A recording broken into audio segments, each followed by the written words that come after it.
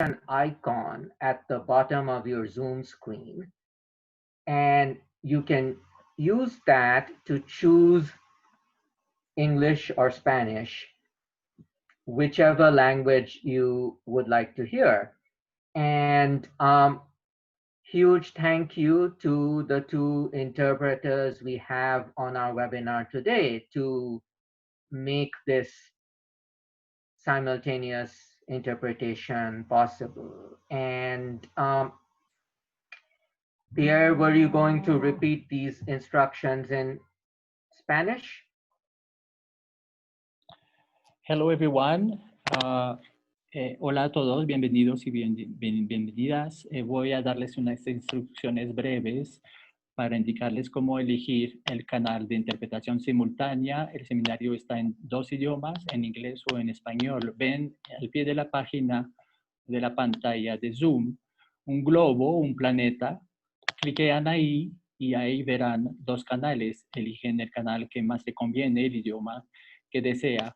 También hay una opción ahí para silenciar el canal principal si no lo quieren escuchar en el fondo. Gracias. Listo. Ready, Basav. Yes, thank you, Pierre. And I'm going to dive into our webinar today. So first, a few requests of attendees. Please use the Q&A icon on the bottom of your Zoom screen again for questions and answers.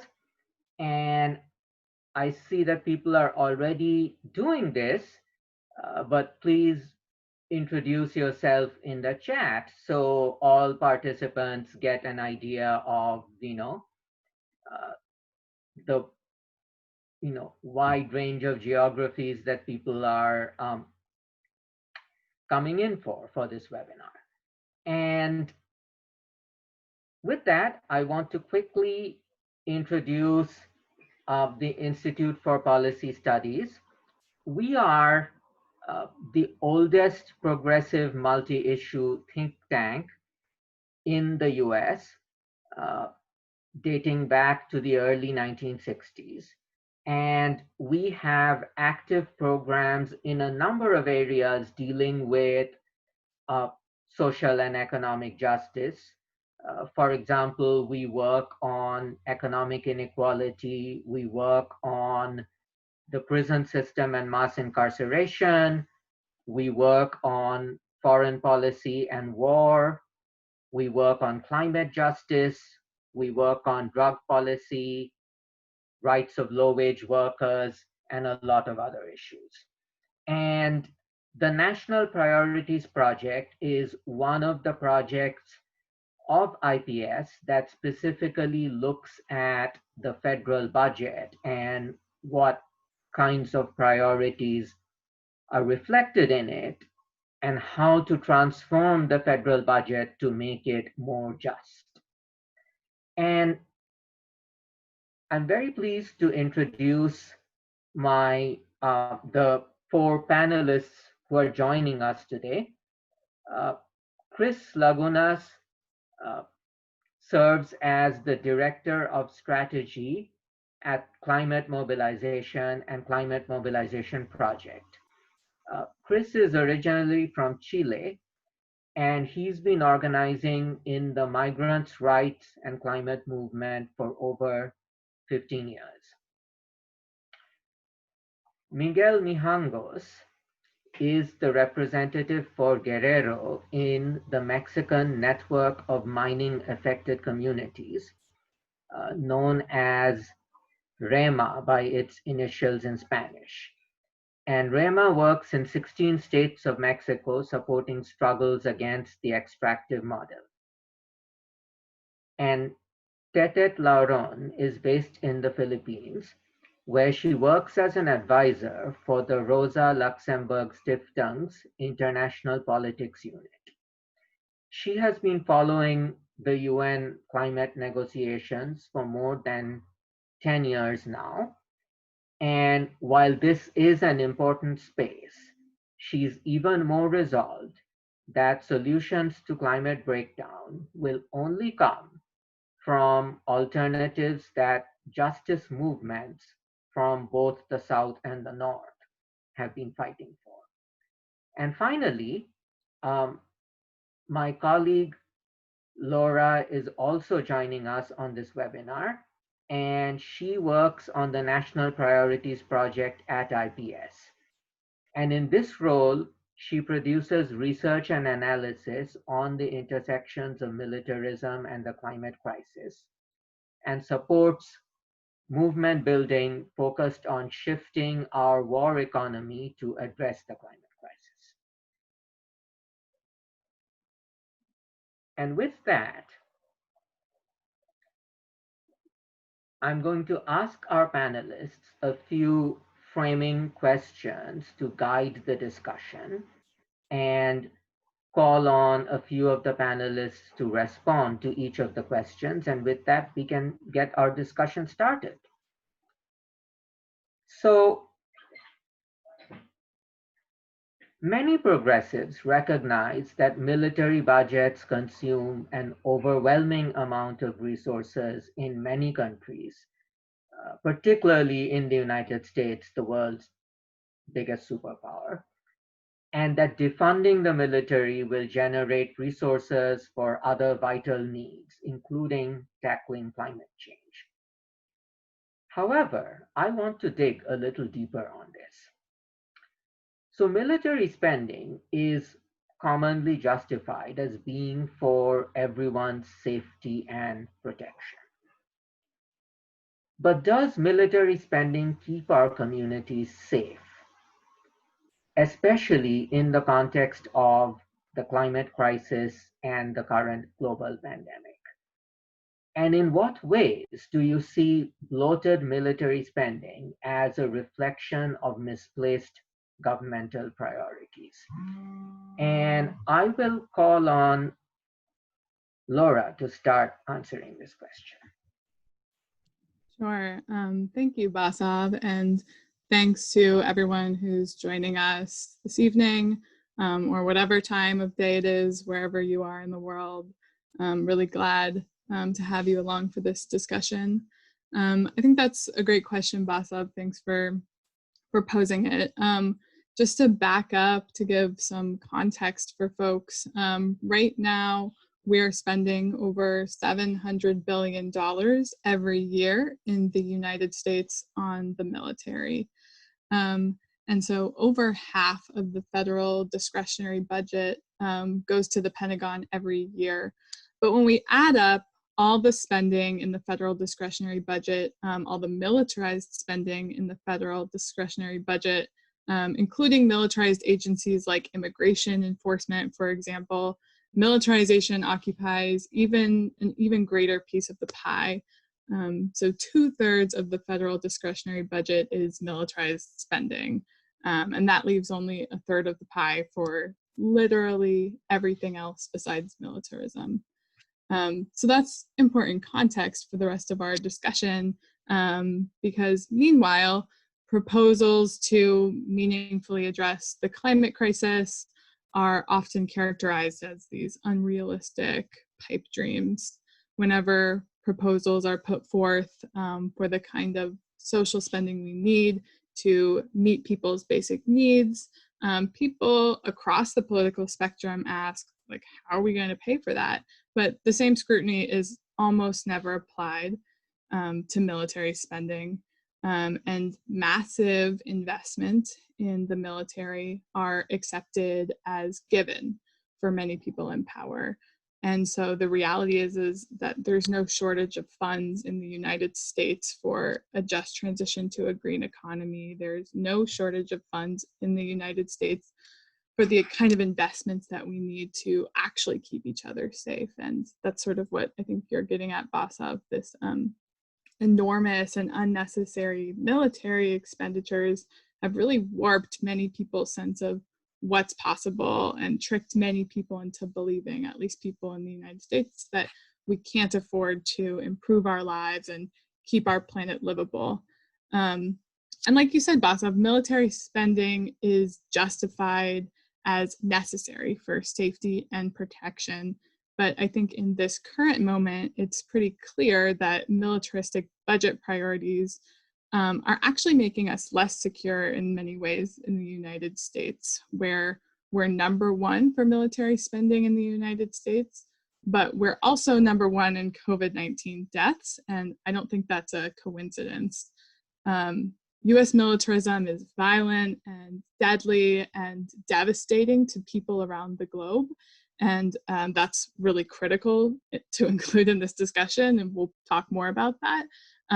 But if we're just interrogating the assumption that the military is what keeps the American people safe, that's certainly not true when we account for all that we're choosing not to invest in because we're allocating so many of our resources to the military.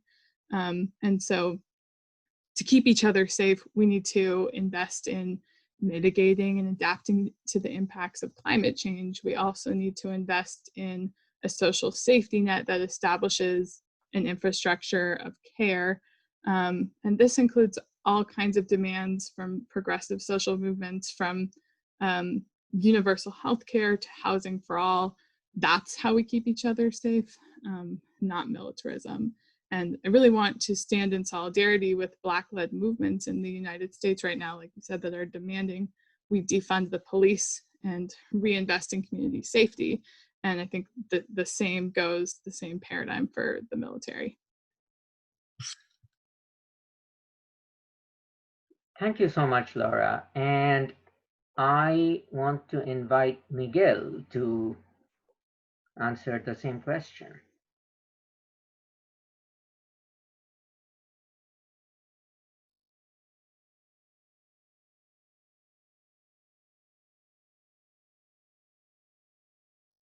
Miguel, I think you're muted.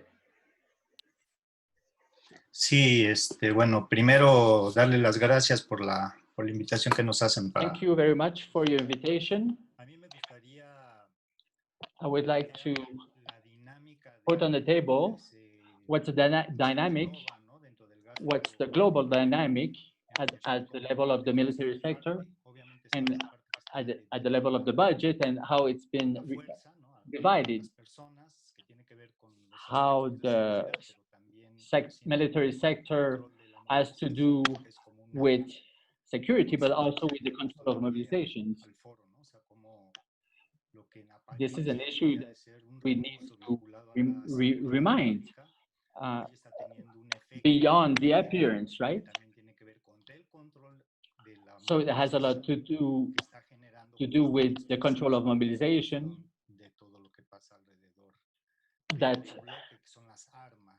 that's related to military spending, which goes in hand with the other stream of military operations and the fabrication of the building of arms, of weapons. So they all complement each other, and they all linked to that logic of the territory, of displacement. The other stream, it relates to the industry with the weapon industry. It's not only the money that's related to the military sector, but the logic of war really leads to what we call the grabbing of natural resources, of resources like water that is being used in many industries. It's a resource, a natural good, that, like water, is used also in the process of building weapons, which feeds into in a weapon industry, and also feeds into a logic of maquiladoras, sweatshops, at the border of the United States. Those sweatshops, those maquiladoras, are dedicated, that are also centered on building, some of them building weapons. Another point And another point is that we're assisting to legitimization of, uh, of military spending, disguised behind the idea of deregulation, but are really legitimizing, and they're implementing in many parts of the world, in many countries, those laws that legitimize violence and the use of force. Here in Mexico, we have a growth of armed forces in the country with two bills that have been implemented since 2017, and also recently, where we tackle all the issue of national security, that are now allowing police forces to act in the interest of controlling the public. Not only that, they are also creating a very Mexican style power, because here they are not only taking care of the precepts of security or mobilization between the Mexico-US border due to migration towards the United States, but they are also involved in direct designations for the construction, for example, for private work, such as an airport or others, and they are granting control not I'll only keep on as far as security, but also translating. the Miguel administrative has been control talking of about areas linked how to the arrival the of armed forces goods also are by contributing to maritime different means, all of the ports projects like airports, and establishment customs. of new They airports, are participating in also providing projects of these goods. reforestation, So well, there actually land is grabbing for the a exploitation growth in political of the power trees and that forests. doesn't just have to do So all with this security, but also activities that are tied military to issues social and development. sector is going across And many this aspects of the economy, brings and in a we need to completely take different that into account situation. in our analysis.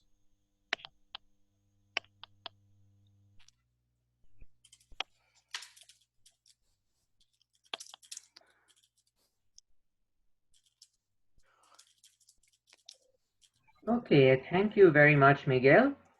And I'm going to move on to the next question.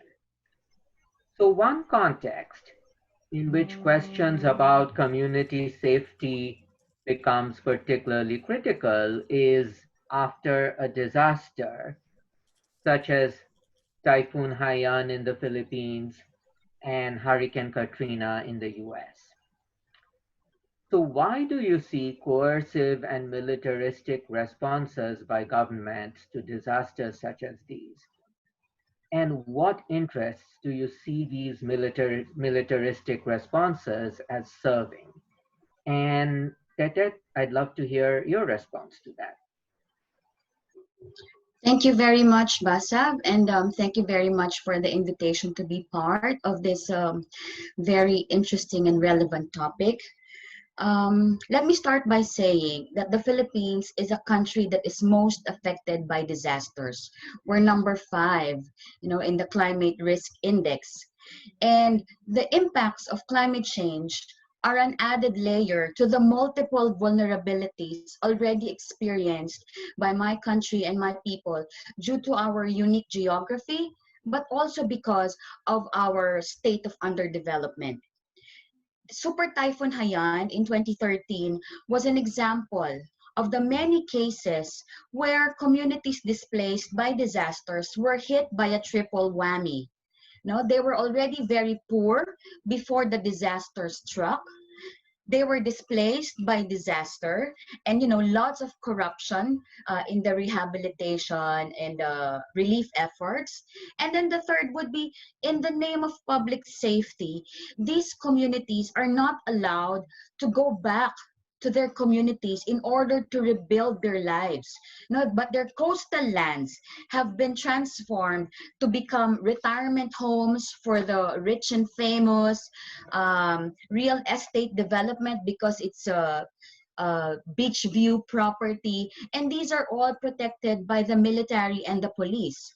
These areas now have been declared as a no-build, no-fishing zone, and communities who are trying to, assert their right to go back to their homes have been criminalized. So there's a lot of profiteering from the disasters, and these are now reinforced by the military and the police. The bottom line here is that we have a lot of government policies that are neoliberal, pro-foreign, pro-business, anti-people. And the context with which all of these is happening is that of gross wealth and income inequality. The Philippines is probably one of the countries in the world where oligarchs have accumulated wealth from environmental destruction. These oligarchs are working in collusion with foreign and local corporations, politicians, officials, and they're all engaged in real estate, construction, power, energy, water, oil, mining, and agribusiness. So this is, it's a very complicated web where only those who already have so much to begin with, profiting from environmental destruction, end up with even more after disasters.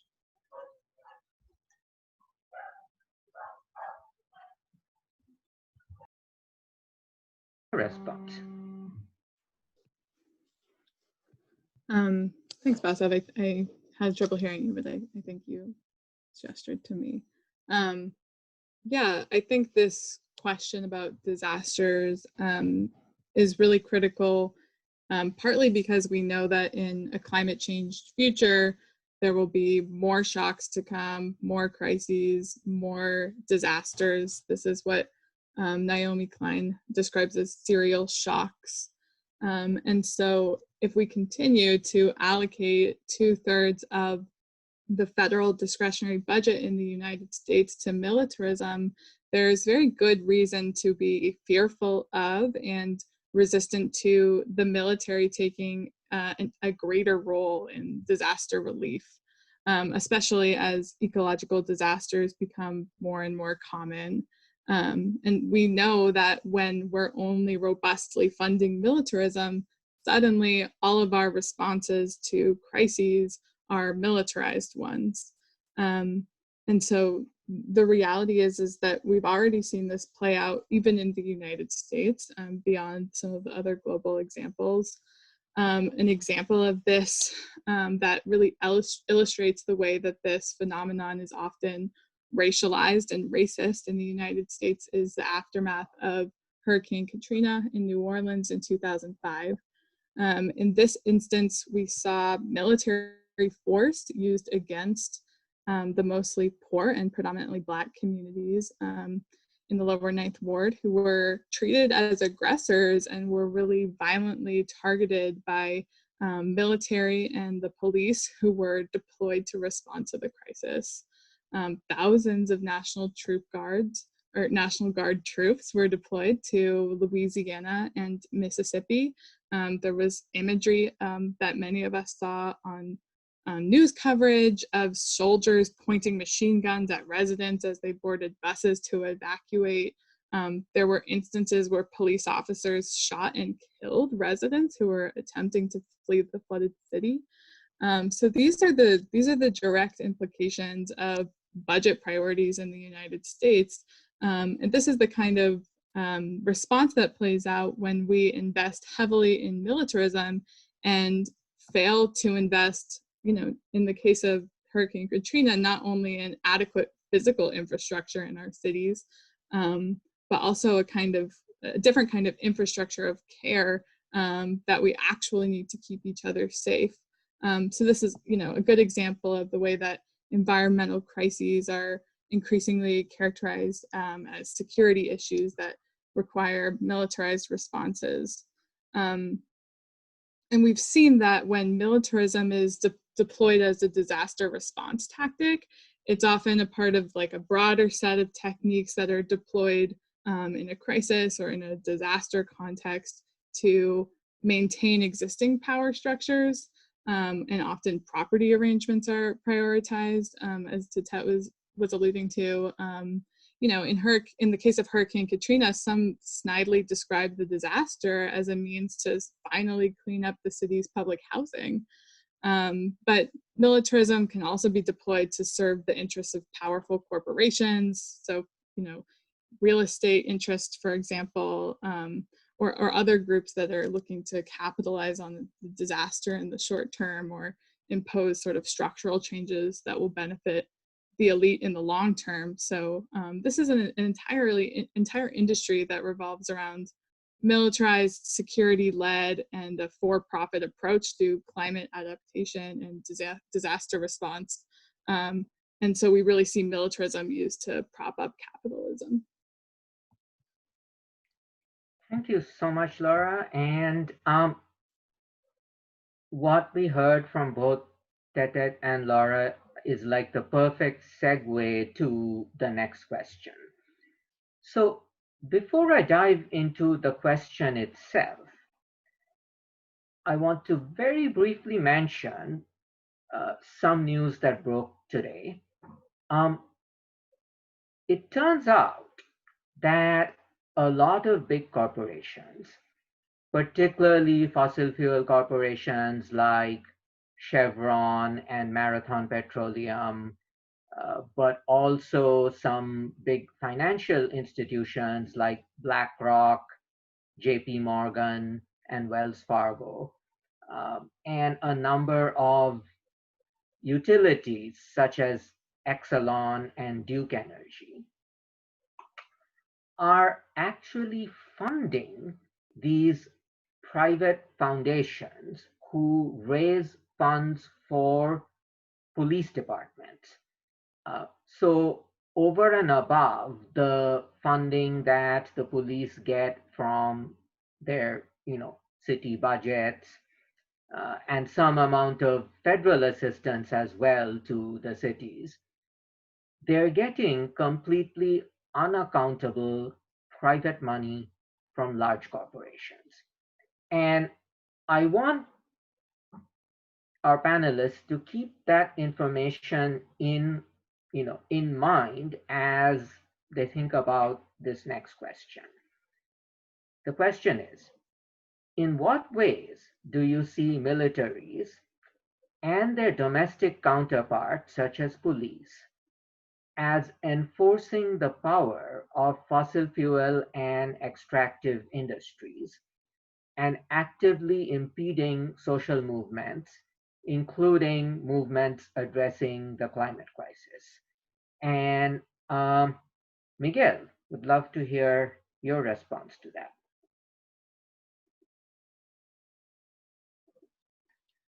Sí, sin Yes, there is no question here. There is a clear trend, not only in Mexico. What we've most seen is what occurs in Latin America, but I am sure we see similar things occurring in Europe, Africa, and other continents, where, just as what was mentioned in the previous question, in other words, countries are enacting laws that are allowing for additional actions to that of the military forces. That's the first point. And there are many contradictions here because, for example, sometimes there are articles in the law where they empower the military to defend private interests, to defend private investments. And oftentimes, in order to defend private interests, they empower the armed forces to use force. And in some cases, they empower armed forces to use force, but also to use weapons. So not only what we later see with shields and such, but also to use weapons forcefully. And this is something that has been occurring, and it adapts depending on the processes of resistance in each country. Something that concerns us is not just this trend between the armed forces linked to the local police, say, that are part of the legal apparatus or law enforcement apparatus, such as in the case of Mexico, but also by means of outsourcing that is linked to financial and industrial means. The companies themselves hire their own private police forces that are oftentimes regulated by the state, but they are independent entities. And in many cases, they have direct financing without any kind of oversight. So it's direct financing for armed forces that are not regulated by the state. In other words, here we are speaking of illegal armed groups that operate within and without mining facilities, for example. And we have seen that they have an operation of collusion with the regular armed forces of the state. And this is a growing trend, and it's leading to two significant processes that tie into the origins of global warming, which is leading to increased poverty and increased migratory flows in the quest for access to the job market at a macro level. But the other process that we're seeing is that where extractive industries are being set up, which are very aggressive, such as in the case of mining activities, after 1 or 2 years of work, they immediately lead to forced displacement. In other words, since they completely end the usefulness of the territory, that is where the criminal forces operate, and the legal forces and the illegal forces operate to bring about what we call forced displacement. And there's a great contradiction here, because it is often to see that there are forces of forced displacement in the territory, and along their ways, there are checkpoints of military forces that want to force them to return to where these displaced persons came from, or that do not allow them to freely transit, which should be a right that they have to be able to mobilize themselves freely within the national territory. So there is a process underway, which is it's new. You could say it existed in the past, but it wasn't as visible or so outright. Currently, it is very, very common throughout the country, wherever there are extractive activities, but specifically mining activities. There has been a process of collusion that is very significant between the local police and the armed forces and illegal groups. And in many cases, it is via outsourcing or contracting of extractive industries. And public resources are being used, as well as private resources, for greater repression. But they are also legislating in such a way that the forces are allowed to repress the population without there being accountability. And of course, human rights are being violated. And of course, there's an increase in displacement, a very significant increase, where there are 4 mines operating in an area where there are approximately 250 communities. Nearly 150 are suffering forced displacement, and we are speaking of a 5-year period of 16,000 people that can no longer live in their homeland. So there is a growing trend, something that wasn't present in 2014. It used to be much more fragmented, and now it's much more consolidated and occupying larger areas of Mexico. When we speak with our colleagues in Central America, we see that they are facing similar situations. In other words, the problem we are facing is becoming a model or a system.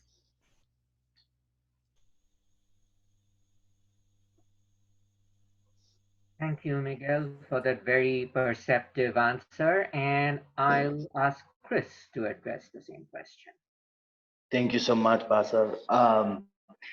This is a really, really interesting question, because pretty much the difference between Miguel and I's answer is that mine is in English and his is in Spanish.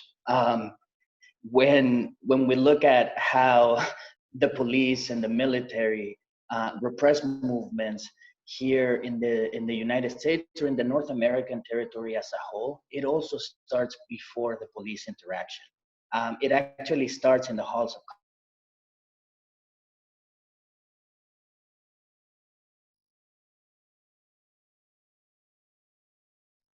companies have been members of groups like the American Legislative Exchange Council and things and political organizations like that that lobby to pass laws that enforce harsher penalties on activists that target what is called critical infrastructure.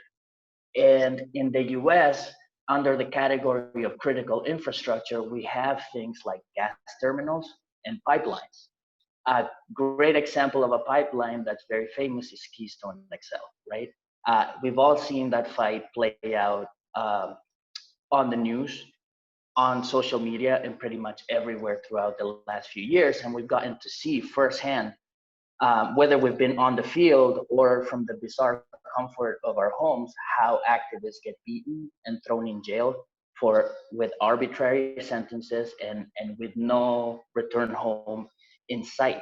Um, and that's quite concerning. So essentially what we're doing is that corporations are setting up the legal infrastructure to suppress activists, so then the military and the police can go on the field and enforce these laws. I mean, if we're gonna keep it real, we should recognize that laws are only meaningful because they can be enforced through violence, right? And this is a prime example of that.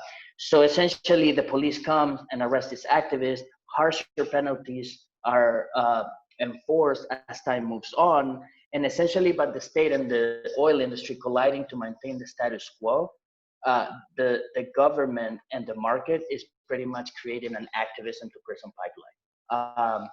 And how that's going to unfold in the current socio-political climate is hard to guess, but my assumption is that Black Lives Matter protesters are going to be facing some of the same critical infrastructure penalties at some point in the near future. And that's quite concerning. And also, if we look at the demographics of who's out on the street during these protests, it's oftentimes communities of color. When it comes to climate issues, it's oftentimes indigenous people, it's Black people, it's indigenous diaspora from around the world.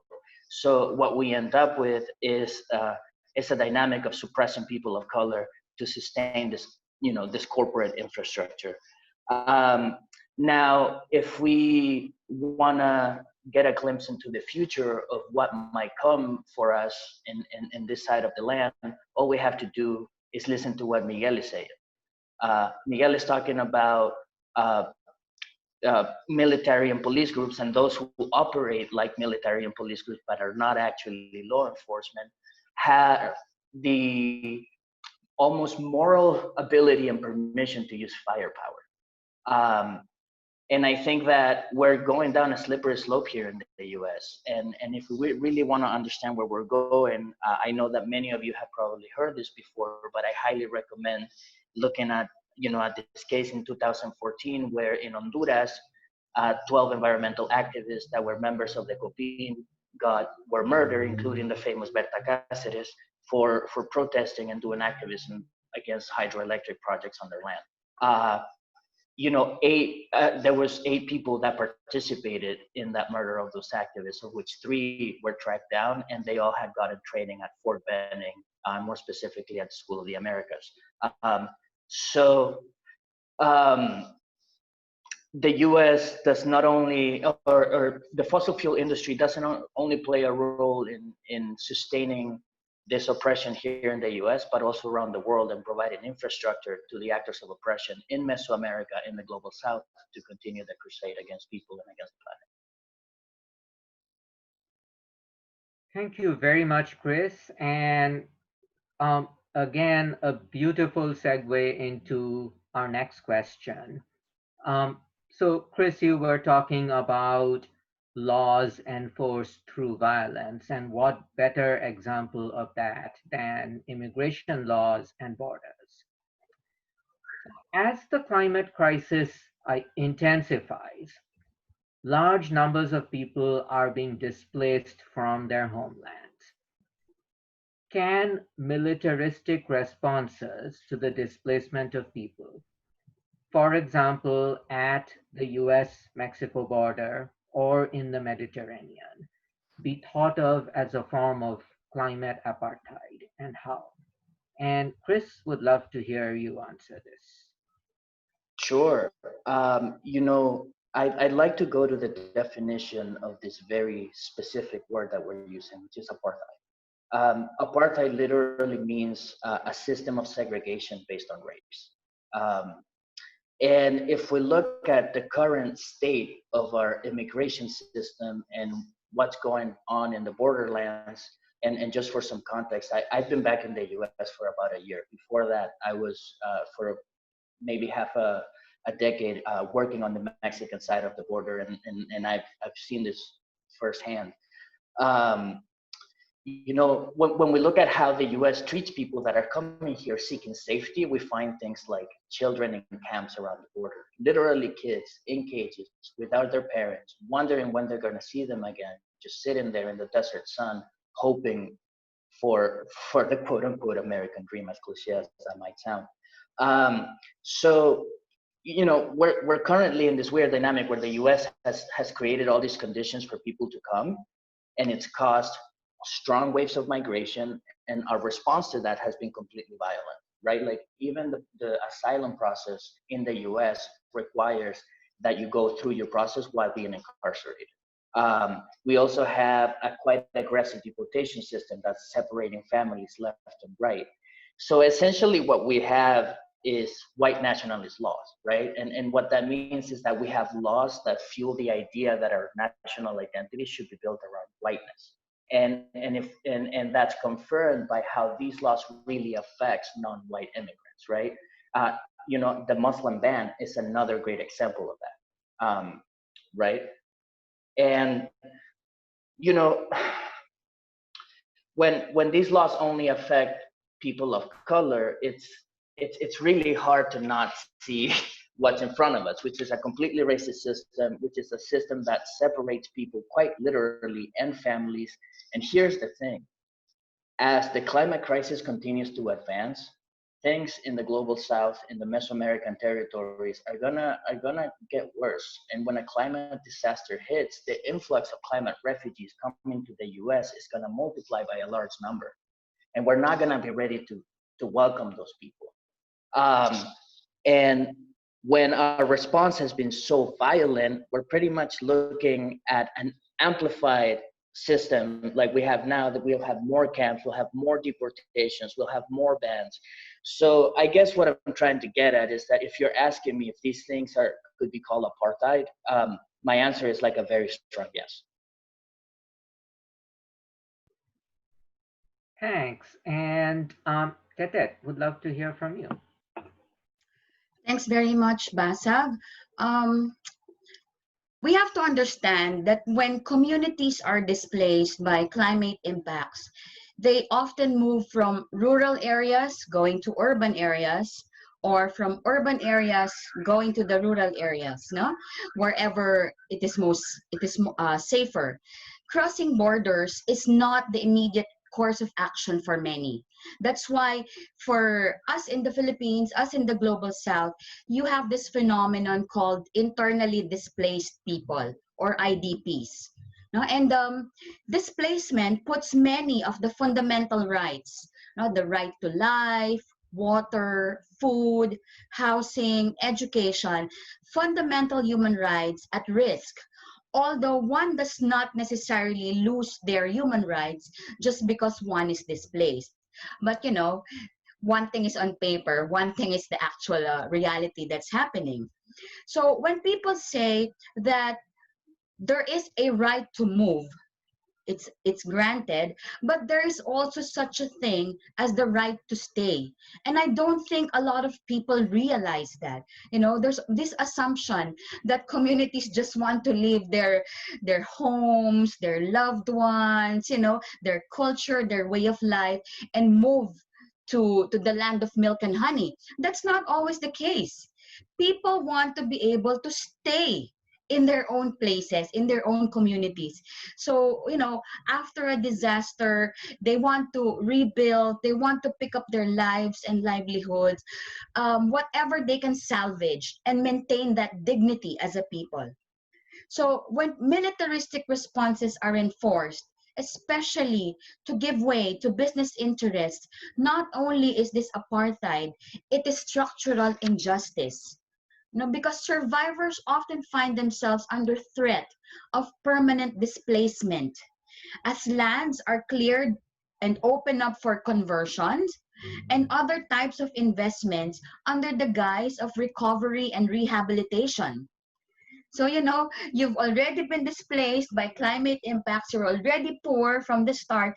And now, in the name of recovery and rehabilitation, you are now being suppressed and met with violence when you want to go back and rebuild your small, tiny shack, when you want to go back fishing. So, and this is all in the name of, you know, corporate investments. So we now are seeing the corporate capture of rehabilitation and the recovery agenda. You know, post-disaster projects have been used time and again by governments, international financial institutions, corporations to find exciting marketing opportunities in the wake of major disasters. So, you know, it's very, very sad, but it also angers us that communities displaced by typhoons because they live along the coastline are now permanently displaced because there will now be the construction of retirement homes for tired, aging, sick white folks who need to be cared for by Filipino caregivers, Filipino doctors, you know, and because it is in our culture that we are such a caring community, this is now looked upon as our comparative advantage to entice foreign investments to come into the country. So it's not only climate apartheid, but it is injustice at the very core. Thank you very much, Tetet. And you know, your answer reminded me, a good friend of mine from the Maldives. The Maldives are a very low-lying island chain in the Indian Ocean that's very much at risk from the rising seas. And you know, she said, we don't want to move. Our ancestors are buried here. This is my home. We don't want to move. So, you know, brings exactly back to what you were talking about. And Miguel, would love to hear your response.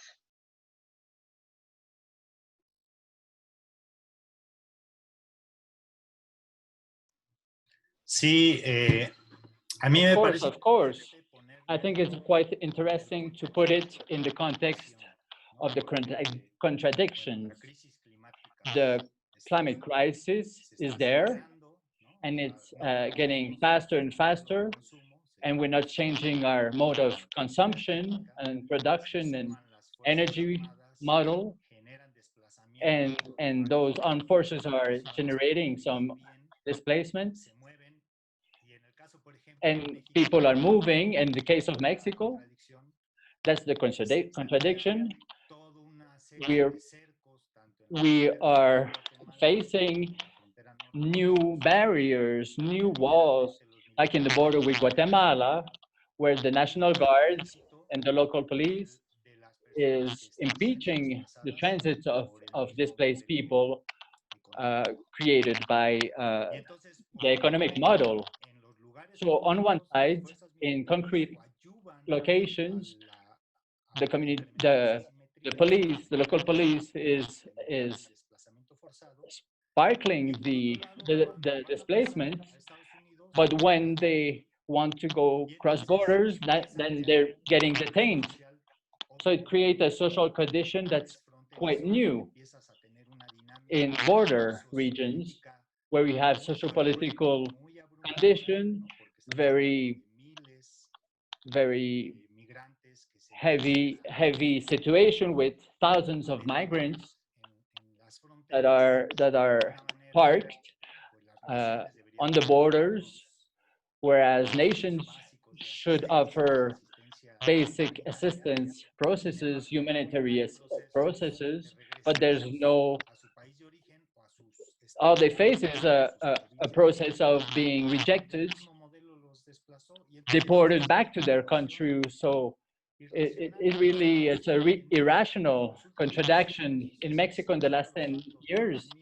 And if we look at the data from 2009 to now, those numbers that we're talking 400,000 displaced people linked to violence issues because of the destruction of the territory. That's a number, it's moving. We're talking basically of 400,000 people, but we have a high level, a high rate of also of murders and assassinations, people that have been assassinated, murdered over the past decade, disappearances. 10 days ago, we had a report of a number, which is the first national number, and we observed that we are talking about 73,000 disappearances, among which many forces have been participated, police, of course, but other forces, armed forces in the territory. So that's, and you know also the case of our comrades, 43 disappeared in the city of Chinapa, and how the police and how the armed forces were responsible of those disappearances of those students. On the face of this, we're facing major mobilization of many people, but we're also linked to that is a social cost of much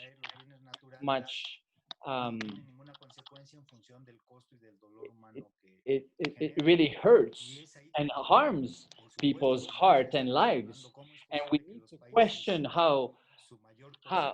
why those peaceable countries are keep financing and funding those armed forces and also create the conditions for those armed forces, some illegal, some legal, to keep acting on the territory with such a high rate of disappearances. So I wanted to outline and highlight that contradiction, and obviously needs to be developed much deeper, but that's an overview I wanted to share. Thank you very much, Miguel. And that brings me to the last one of the prepared questions I have, and then we'll open it up to questions from our audience.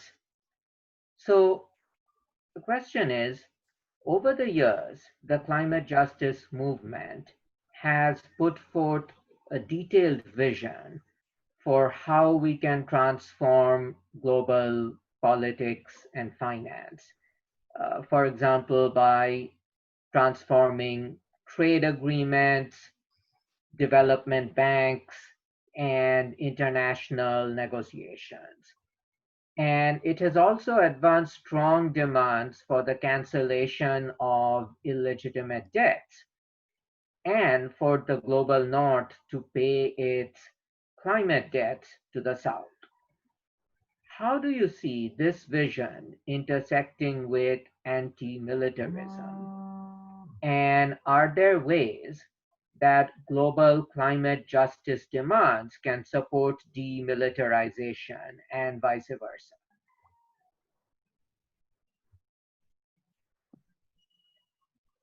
And Tetet, I'd love your response.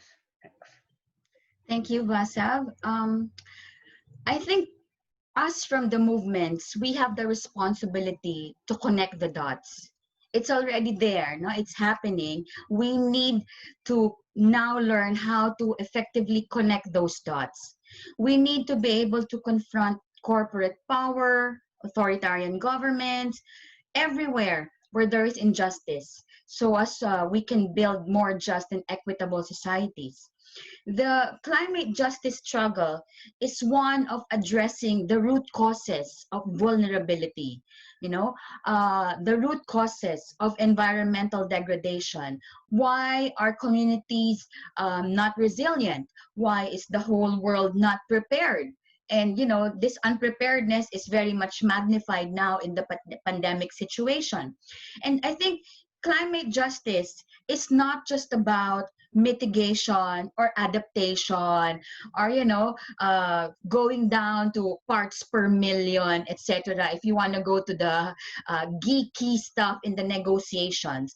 But ultimately, the struggle for climate justice is a struggle against all systems of injustice. For instance, why is it that trade policies, the bottom line of it is that trade policies put a price tag on nature? Why is it that investment policies promote false solutions? Investments are used to further the extraction and do not respect the Earth's natural systems. Why is it that the whole global financial architecture push the limits of nature and drive countries and communities deeper into debt, depriving them of resources that value human life? Why is it now that, when countries are heavily indebted, structural adjustment policies, austerity measures, everything else is privatized, we don't have basic social protection that governments are supposed to fulfill? In governance, why is it that politicians treat everything like it's a business where the ultimate indicator is profits? So many questions already. And why is it that environmental defenders, those who defend the sanctity of earth, indigenous people, workers, women, farmers, fisher folk, the youth, why is it that environmental defenders are the ones getting silenced, harassed, and killed? So we now come to the realization that neoliberalism or capitalism will always be at odds with a healthy environment, because neoliberalism and capitalism will always use the instruments of coercion and subjugation. This connecting the dots and clarifying how our different struggles are interlinked, as I've mentioned, this is already happening. We need to make it more visible. We need to make it accessible. And we need to make our vision a reality. So, let's stop singing to the choir. We need to reach out and build stronger movements. So, for instance, in the Philippines, we are not only a center of environmental degradation, but the Philippines is also a center of environmental movements, such that the Philippines is now the most dangerous place in Asia for environmental defenders.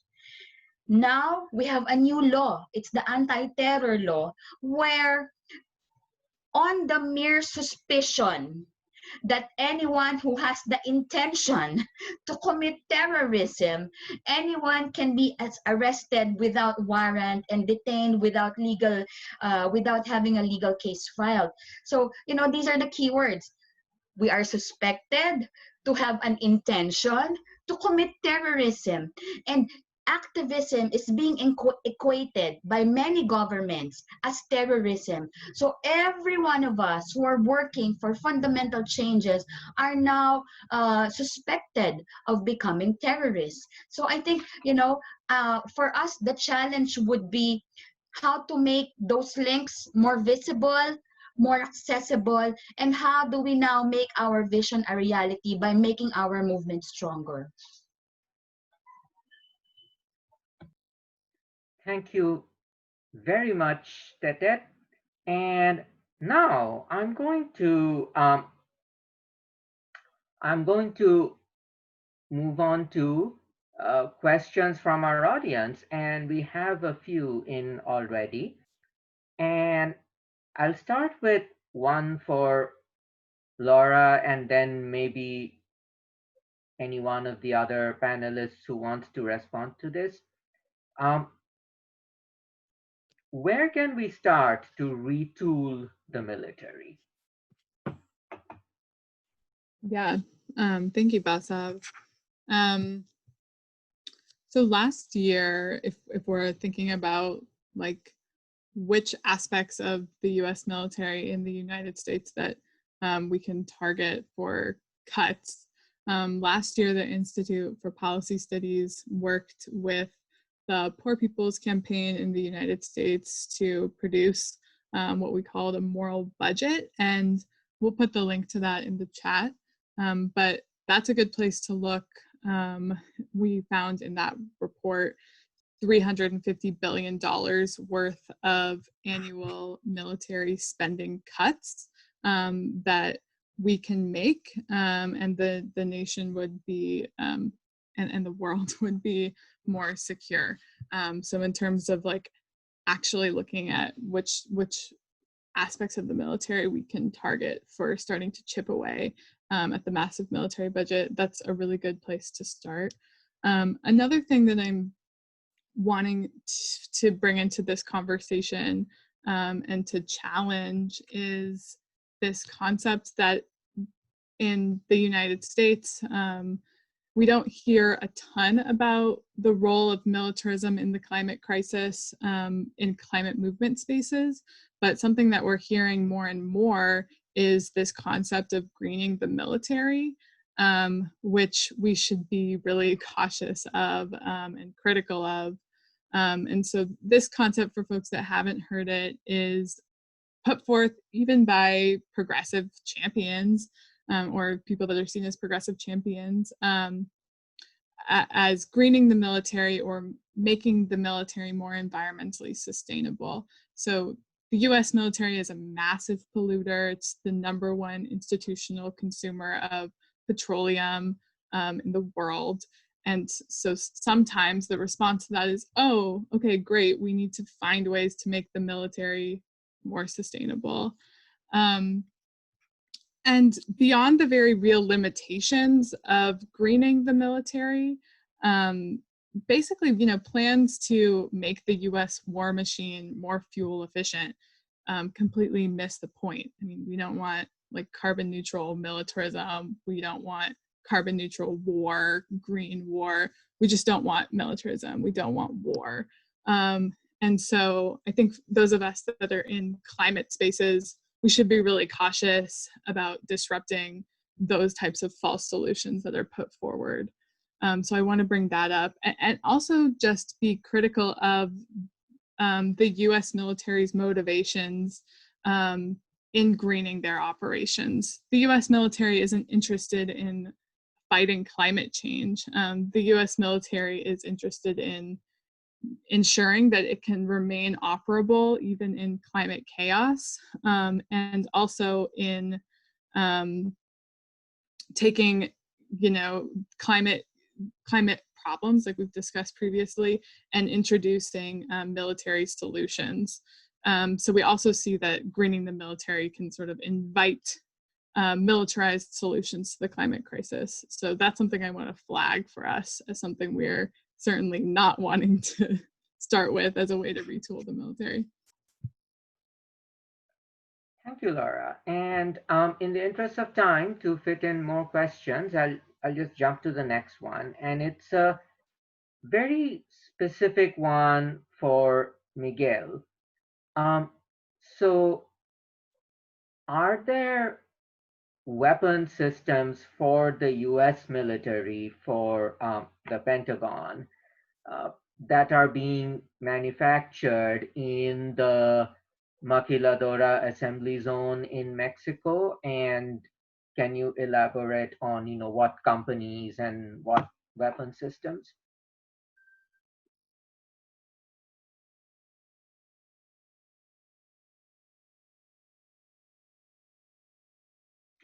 I think you're muted, Miguel.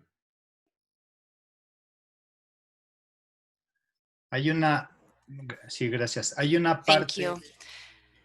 There is a part of this information that's difficult to access precisely because it has to do with the defense sector, and therefore there are strong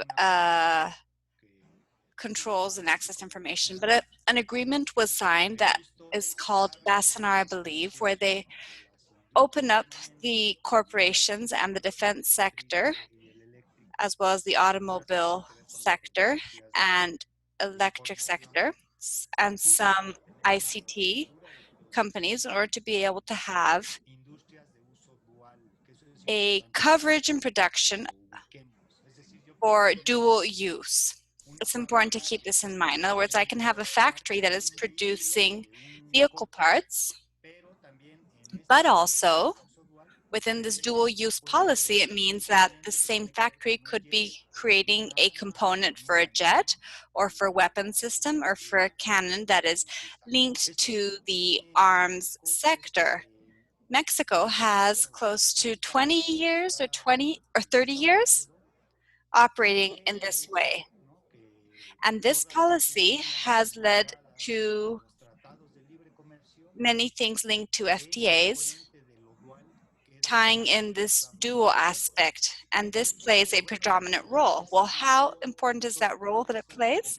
Well, now that we are in the COVID context, Mexico was one of the countries that closed nearly all its industries. It basically only left consumption open as an essential service or activity. However, due to pressure from the United States, the government of Mexico was basically forced to open up all factories linked to the automobile sector, but also to the creation of these dual parts, because there was very strong pressure coming from the United States, who was no longer receiving what they required in what is currently an economic crisis for them as well.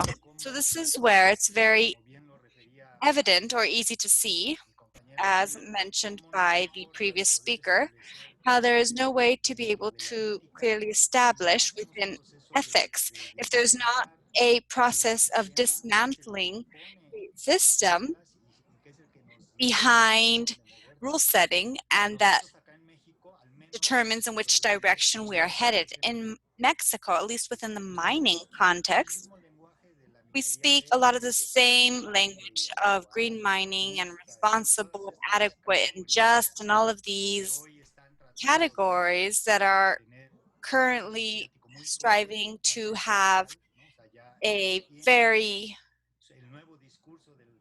to be very visible in the media. So the new discourse is precisely to discuss this green awareness through the media outlets. But this does not dismantle the energy matrix or our consumption model. Therefore, everything that we can do as a society in those regards that only attenuate will not have a significant impact, because the process of accelerating the deterioration of natural goods due to the current model of consumption is crazy. And this is something that, so Apple says they want to create 2 million watches of 18 kilats in gold. This in Mexico is 3/4 parts of an open mine, creating close to 10 tons of gold per year. If our consumption logic is to supply gold in order to be able to sell 2 trillion watches based on all of the symmetry and the environmental costs this represents, and all of the CO2 emissions this represents, and there's no way to legitimate a model based on, for example, there being some kind of a compensation for damage or restitution for damage. Therefore, this matter is of grave importance to us, and it's so our maquilera industry, due to this duality I mentioned, is linked to our border with the United States, specifically in Ciudad Juarez. That's where the main presence is. And we have the automobile sector, the aviation sector, and the defense sector. And this is a problem we've been facing for some time now. And part of its mission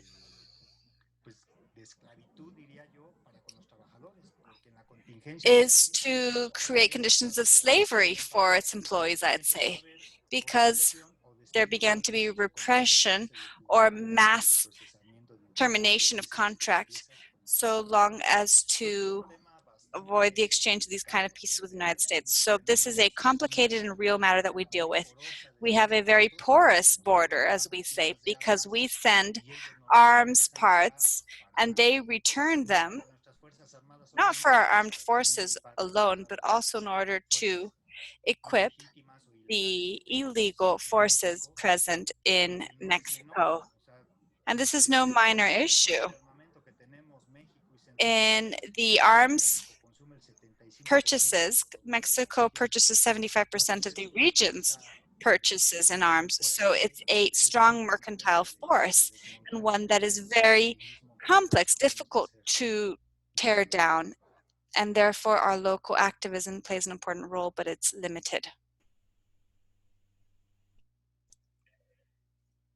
Thank you, Miguel. And one quick question for clarification. When you're talking about illegal forces, are you talking about entities like drug cartels?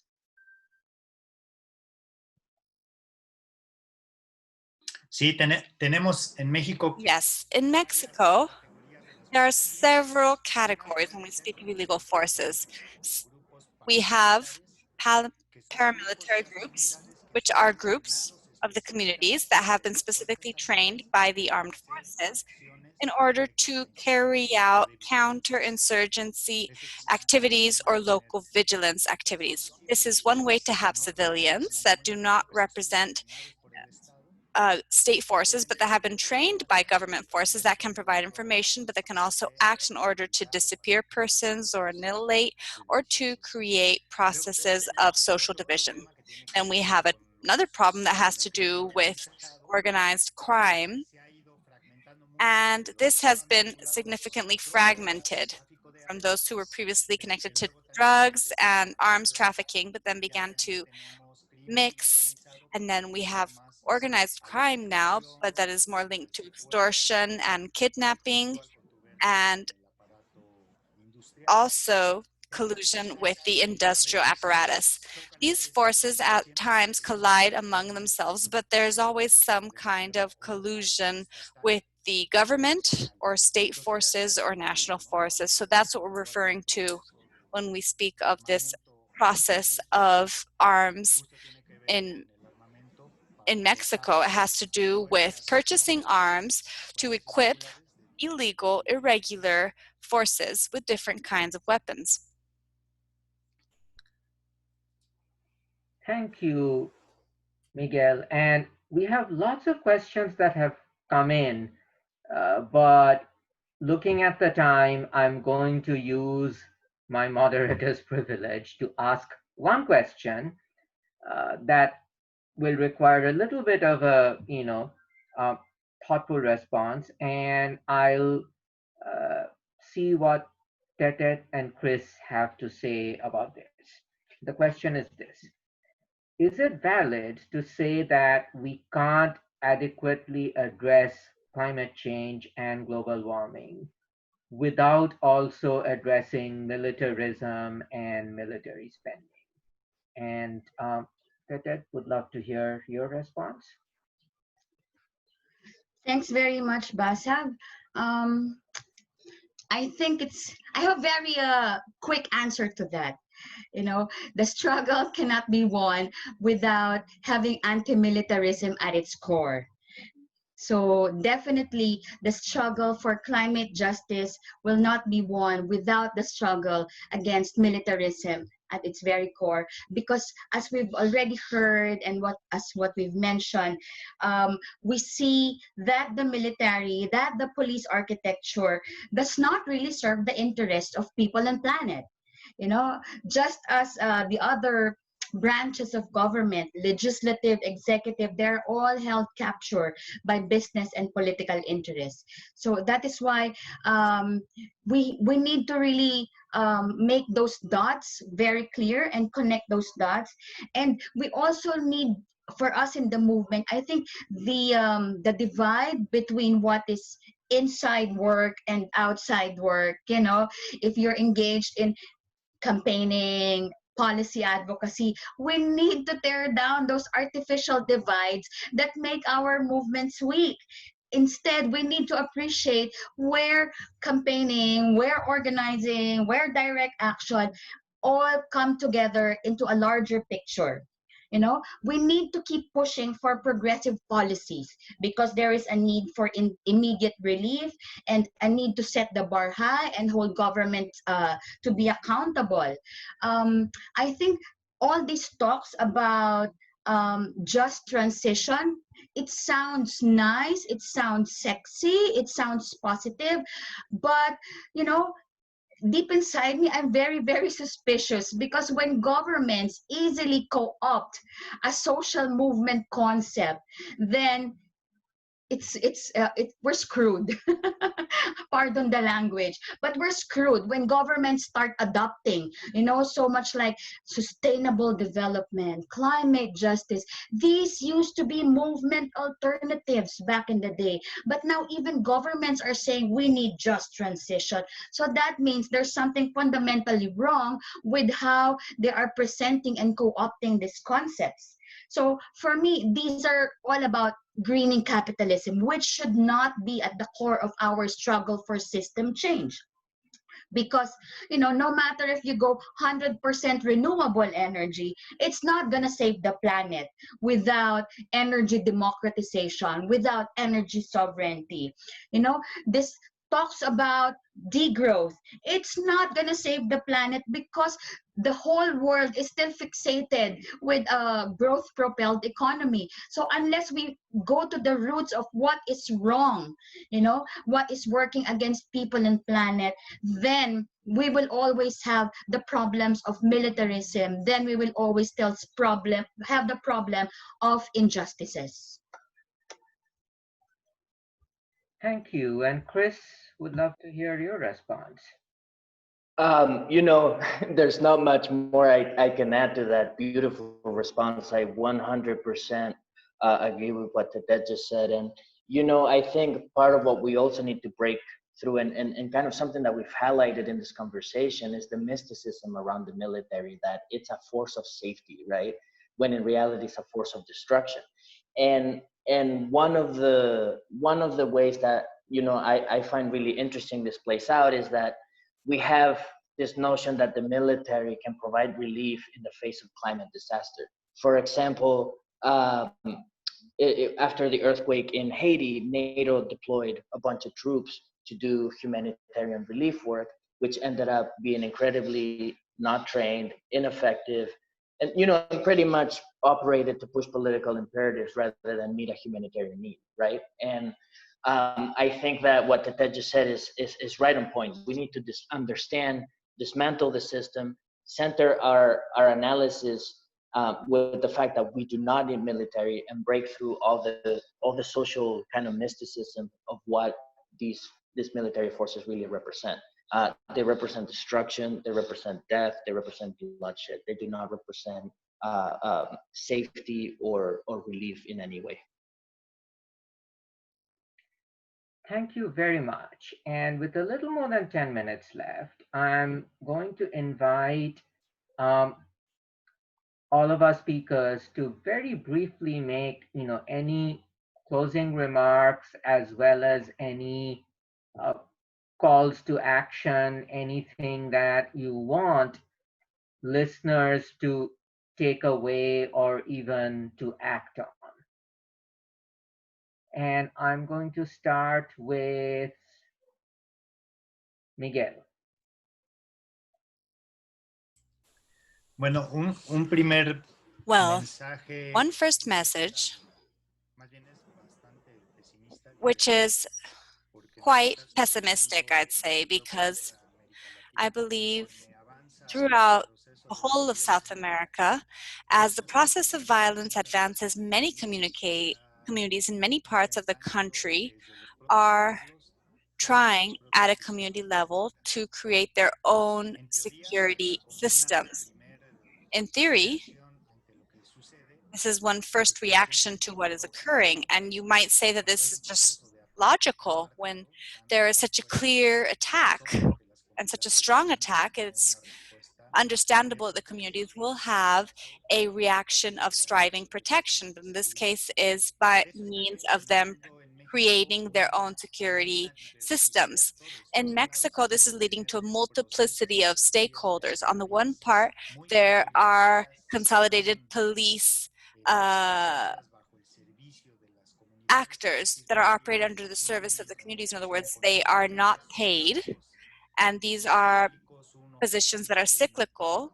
They could be acting as defense forces for the community, as policemen or women for 1 or 2 years. But on the other part, there's also the organized crime and other illegal groups that are focused on extortion, are forcing communities to develop their own police groups so that they can be legitimated and have greater regional mobility. So this puts us in a fix because in one way or another, we're always speaking of our struggle being carried out at several levels, but we are always speaking of community-based, organized community bases where we know that problems need to be stopped there and not higher up and not via legislation. Here I'm referring to, say, if a mining company wishes to enter a community, the possibilities of me stopping them are higher and more efficient if I work in the community with an organized informational long-term project than if I do it via media and politics, understanding that the entire structure is aligned and in collusion with the capitalist model. So this puts us in quite a fix. We do not have more than these ideas or knowing in general terms that we need to demilitarize and we need to reorganize politically and economically. And this must be done in a very profound way. But in practice, we see that there's constant pressures from all sides. And we see a model that are every day more evident. So global warming is every day more evident. And COVID is demonstrating that we are in complete crisis, regardless of whether we are from the poor south or the rich north. All countries have experienced a crisis given that the model, as we already knew, but is now globally evident to not be working. However, now when we speak of the new normal is that each and every one of us leaves their home with a face mask. And there is not a single positive response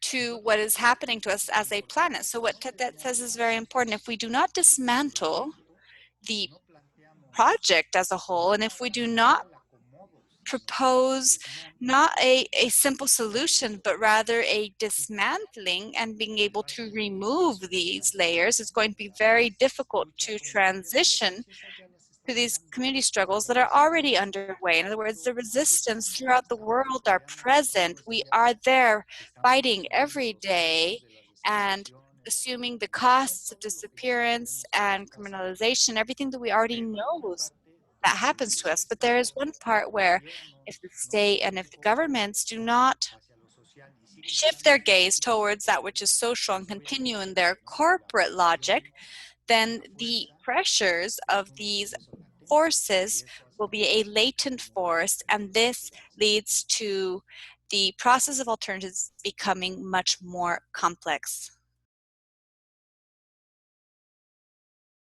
Thank you, Miguel. And Laura, I'd love to hear from you. Sure. Well, thanks to everyone for joining. First of all, a lot of gratitude for taking the time, to the attendees and the panelists and interpreters and everyone who supported. I just want to offer briefly a call to action, primarily to folks who work on climate in the United States and in the global north. I really want to encourage those groups and those folks that are listening to bring the discussions that we started on this webinar tonight back to the groups that you organize with in the climate movement. A lot of folks in the movement, particularly in climate justice spaces, are already drawing connections between militarism and the climate crisis. But at least in the United States, we are really lacking in our movements oftentimes in having a global framing and really standing in solidarity with movements resisting militarism, extractivism, and climate change around the globe. We tend to be very focused on ourselves in the United States. Not that we don't have a lot of work to do in our own country, but part of that work, based off of how much responsibility the United States has for causing climate change, is a global project of cooperation and support and sharing the resources that we have. And so I really just want to encourage folks to continue this conversation. We know that politicians in the United States are way behind where social movements are at. And even if we have, a Democrat as a president next year, we have a lot of work to do to move our agendas forward. So the National Priorities Project at the Institute for Policy Studies is certainly interested in supporting climate groups in the US who are looking, and in the US and Canada probably, who are looking to develop a more anti-militarism framework and a more global framework into your work. So please feel free to get in touch, and we'll continue the struggle. Thank you. And Cris. Yeah, I'll keep it super brief, as I think we've got about 3 minutes left here. I'll just say that, going back to the beginning, I'm the director of strategy at an organization called the Climate Mobilization. All of you from your localities can access our website through the internet and check out our work. For those of y'all in the US, please look out for us in the near future. We're going to be doing a fair amount of work trying to affect this election and also post the election, really looking at what it takes to address this climate emergency in a real way, regardless of who's in power here in the US. So I'll let you all find out more about our work on our website. And I was about to say, I hope to see you on the streets, but we're in a pandemic, so I'll see you on our next Zoom call. Thanks, y'all. Thank you. And given the time, Tetet has very graciously said she will not do a closing statement. So I just want to start by saying huge thank yous. To start with, to Pierre and Luz, because language justice is very important, and it's thanks to their hard work that we were able to do a bilingual webinar today. And I want to thank our panelists, Cris and Tetet and Miguel and Lorah, for a wonderful presentation. And thank you to the entire team at Institute for Policy Studies who worked behind the scenes to make this webinar possible.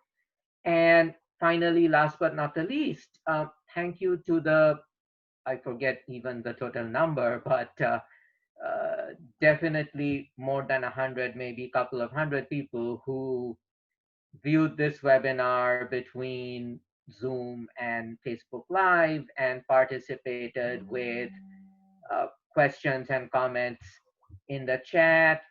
Oh, I just got an update. It was more than 300 people, who participated in the chat and by asking questions and so on. And I should say, from all over the world, I was looking at the chat, and our participation today was pretty international.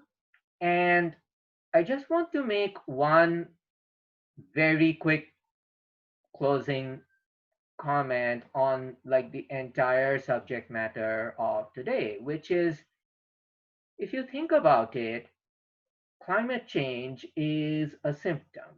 It is a symptom of reckless capitalism and greed.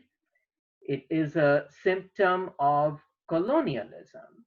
And it's because large sections of humanity have been made into sacrificial communities and their homes have been made into sacrifice zones.